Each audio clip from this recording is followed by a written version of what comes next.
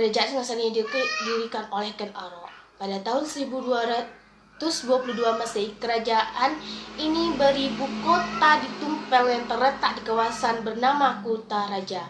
Pada awalnya, Tumpel hanyalah sebuah wilayah kabupaten yang berada di bawah kekuasaan kerajaan Kediri dengan bupati atau aku yang bernama Tunggul Ametung.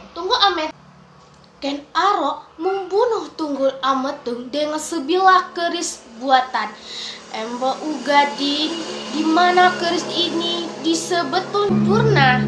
Akan tetapi karena Ken Arok sudah tidak sabar untuk meminang Ken Dedes, maka direbutlah keris itu ditangkap Empu Gading, dan sang empu pun akhirnya dibunuh menggunakan keris tersebut. Sebelum meninggal, Empu Gading mengeluarkan kutukan sebuah keris itu akan bunuhmu sampai 7 keturunannya. Sebelum menjadi raja, Ken Arok kedudukan sebagai aku atau bupati di Tumpel, menggantikan Tunggul Ametung yang dibunuhnya karena tertarik pada Ken Dedes Tri Tunggul Ametung. Selanjutnya, ia beringin melepaskan Tumpel dari kekuasaan kerajaan Kediri yang diperintah oleh Kertajaya. Keinginan terpenuhi setelah kaum Bahrama Kediri meminta pelindungannya. Dengan alasan tersebut, maka tahun 1220 Masehi atau 1144 Ken Arok menyerang Kediri sehingga kerajaan mengalami kekalahan pada pertempuran di Desa Genter. Ken Arok yang mengangkat dirinya sebagai raja Tumpel Begeral Sri Rajasa Sang Amur Wah Bumi. 1. Ken Arok 1222 sampai 1227 Masehi. Pendiri kerajaan Singasari adalah Ken Arok yang sekaligus juga menjadi raja Singasari pertama yang dengan gelar Sri Rangga Jasa yang Sang Amurwa Bumi. Munculnya Ken Arok sebagai raja pertama Singasari memadai munculnya satu dinasti, yakni dinasti Rajasa, atau bisa disebut Rajasa Wangsa, atau Garindra, atau bisa disebut Garindra Wangsa. Ken Arok hanya memerintah selama 5 tahun, 1222 Masehi sampai 1227 Masehi. Pada tahun 1227 Masehi, Ken Arok dibunuh oleh seorang suruhan Anusapati atau anak tiri dari Ken Arok. Sebagai terusan kutukan dari Empu Gading, Ken Arok dimakan di kenagangan dalam bangunan Siwa Buddha. 2. Anusapati 1227 sampai 1248 Masehi. Dengan meninggalnya Ken Arok, maka tahta kerajaan Singasari jatuh ke tangan Anusapati. Dalam jangka waktu pemerintahnya yang lama, Anusapati melakukan pembaruan karena larut dengan kesenangan menyambung ayam. Peristiwa kematian Ken Arok akhirnya terbongkar dan sampai juga ke Tohjoyo atau putra Ken Arok dengan Ken Umang. Tohjo mengetahui bahwa Anusapati gemar menabung ayam sehingga diundangnya Anusapati ke Gedong Jiwa, tempat kediaman Tohjo, untuk mengadakan pesta sabung ayam. Pada saat Anusapati asik menyaksikan aduan ayamnya, tiba Tohjo menyebut keris buatan Empu Gading yang dibawanya dan langsung menusuk Anusapati. Dengan demikian, meninggalnya Anusapati didahmarkan di Candi Kidal. 3. Tohjoyo 1248 Masehi. Dengan meninggalnya Anusapati, maka tahta kerajaan Singasari dipegang oleh Tohjoyo.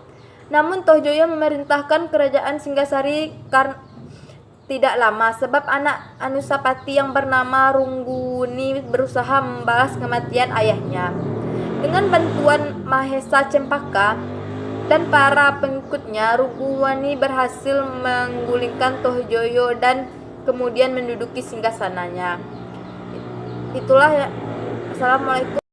Ranggauni naik tahta kerajaan Singasari pada tahun 1248 Masehi dengan gelar Sri Jaya Windudarna oleh Mahesa Cempaka.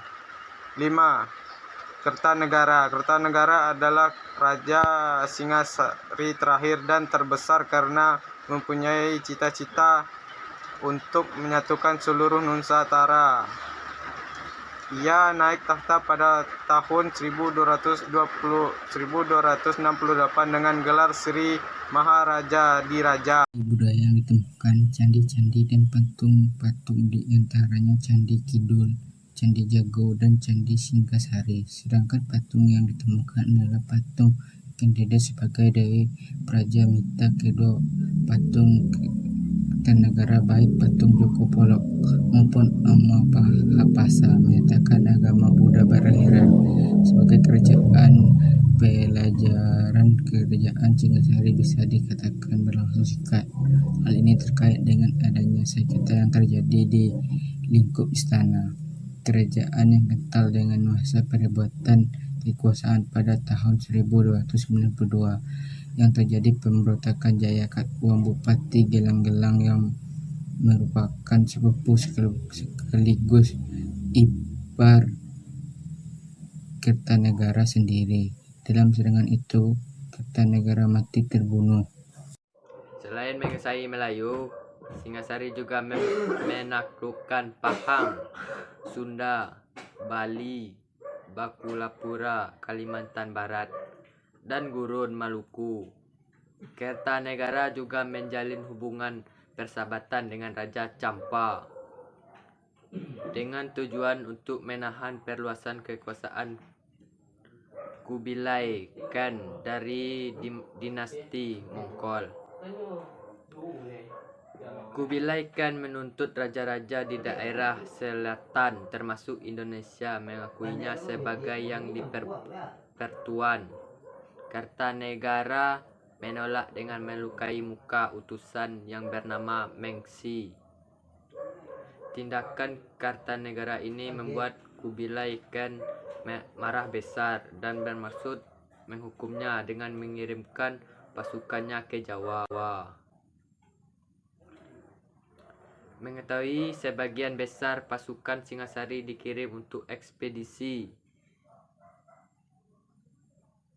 Pamalayu dan untuk menghadapi serangan Mongol, maka atas usulan dari Arya Wirajaya Adapati Sumenep yang merupakan penentang politik Kertanegara, Jaya Katwang Kediri segera menggunakan kesempatan ini untuk menyerang Singasari.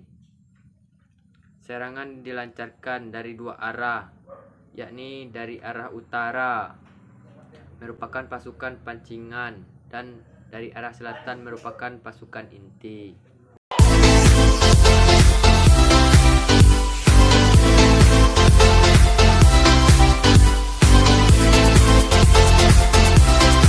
Nama Majapahit lekat berkaitan dengan sejarah masa jaya kerajaan Hindu-Buddha. Di Indonesia, kerajaan Majapahit bahkan dianggap sebagai salah satu kerajaan besar dengan luas wilayah kekuasaan yang hampir se-Nusantara. Masa jaya kerajaan Majapahit sekaligus menjadi penanda berakhirnya kerajaan bercorak Hindu-Buddha yang berkuasa di Nusantara. Awal mula kerajaan Majapahit berdiri. Disebut awal mula kerajaan Majapahit berdiri adalah setelah runtuhnya kerajaan Singasari akibat pemberontakan Jaya Katwang pada 1292 Masehi. Keponakan Kertanegara Raja Singasari yang kalah oleh Jaya Katwang yang terdesak, yakni Raden Wijaya, kemudian melarikan diri. Dalam peralihannya, ia mendapatkan bantuan dari seseorang bernama Arya Wiraja. Raden Wijaya kemudian membuat desa kecil di hutan Trowulan dan memandai desa tersebut dengan Majapahit. Penanam diambil dari nama buah maja yang tumbuh subur di hutan itu namun memiliki rasa yang pahit. Merujuk historia. Seiring berjalan waktu, desa tersebut berkembang dan Wijaya secara diam-diam memperkuatkan dirinya demi merebut hati para penduduk yang datang dari Tumapel dan Daha. Niat balas dendam Raden Wijaya terbantu lebih cepat dengan datangnya tentara Kubulia Khan pada 1293. Setelah berhasil mengalahkan Jaya Katwang, Raden Wijaya menyerang pasukan Kublai Khan karena tidak ingin ditunduk di bawah kekuasaan Kaisar Mongol. Pengobatannya sebagai raja pada tanggal bulan Kartika tahun 1219 atau 10 November 1293 merupakan cikal bakal lahirnya. Sebagai raja, Raden Wijaya memiliki gelar Kertarajasa Jayawardhana. Nama Rajasa disematkan Raden Wijaya untuk menghormati pamannya sang pendiri kerajaan Singgasari, sekaligus menghormati para leluhurnya di Singgasari. Masa kejayaan Majapahit butuh 4 kali pergantian kepemimpinan raja untuk membangun kejayaan Majapahit tersebut. Setelah Raden Wijaya wafat 1293 sampai 1309, era kepemimpinan berganti tangan ke Sri Jaya Negara, Triwawana Wijaya Tunggadewi dan Sri Raja Nagara atau lebih dikenal dengan Hayam Wuruk. Kerajaan Majapahit sangat berkembang pesat saat dipimpin oleh Hayam Wuruk, cucu Raden Wijaya dengan dampingan Majapahit Gajah Mada. Mahapatih Gajah Mada dikenal dengan Sumpah Palapa yang bertekad mempersatukan Nusa Tenggara di bawah panji kekuasaan Majapahit. Pusat kerajaan Majapahit sebagai kerajaan besar di masa itu, Majapahit tercatat pernah mengalami kepindahan pusat pemerintahan sebanyak 3 kali. Ketiga pusat pemerintah tersebut masih dalam area wilayah Jawa Timur. Mojokerto, pusat pemerintahan atau ibu kota pertama kerajaan Majapahit berada di kota Mojokerto.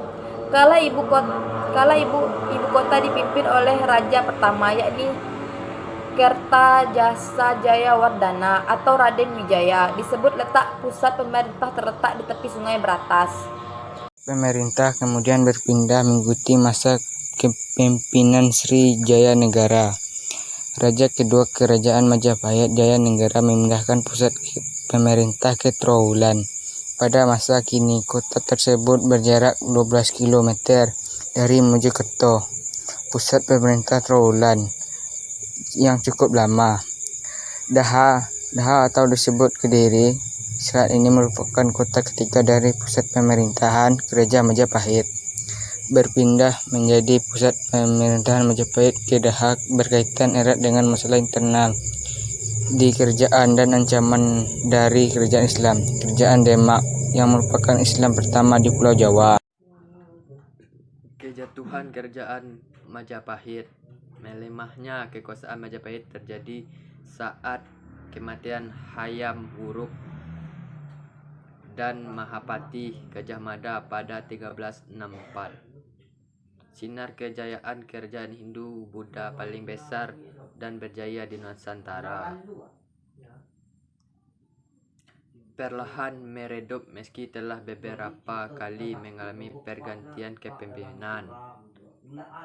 Masa jaya Majapahit berakhir saat wilayah kekuasaan direbut oleh kerajaan lain, terutama setelah mendapatkan serangan dari kerajaan Islam pertama di Jawa, kesulitan Demak.